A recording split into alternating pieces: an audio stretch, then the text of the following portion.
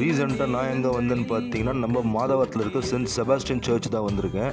So எதுக்காக வந்தேன்னு பார்த்தீங்கன்னா 2 விஷயத்துக்காக வந்திருக்கிறேன். ஃபர்ஸ்ட், இந்த சர்ச் வந்து பார்த்தீங்கன்னா கிட்டத்தட்ட 66 வருஷம் பழமையான சர்ச்சுங்க இது.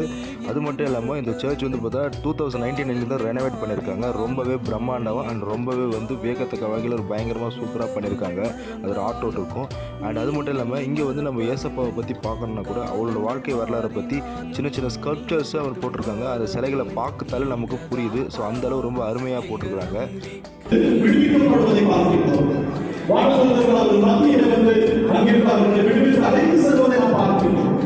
திருத்தொடர் பணிகள் மிக அருமையாக நமக்கு இந்த அனுபவங்களை எடுத்துக் கொடுக்கின்றன.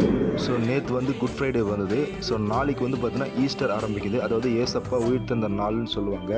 அதனால தான் உள்ளே வந்து நைட் டைமில் சர்ச்சில் என்ன ப்ரேயர் நடக்குது, எப்படி நடக்குது நான் உங்களுக்கு காட்ட வந்தேன்.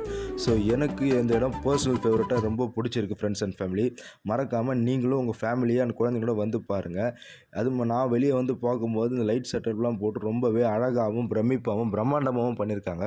ஸோ எனக்கு பர்சனல் ஃபேவரட்டாக ரொம்பவே பிடிச்சிருக்கு. மறக்காமல் ஃப்ரெண்ட்ஸ் அண்ட் ஃபேமிலி நம்ம வீடியோ பாருங்கள், லைக் அண்ட் சப்ஸ்கிரைப் பண்ணுங்கள் friends and family. Okay, bye.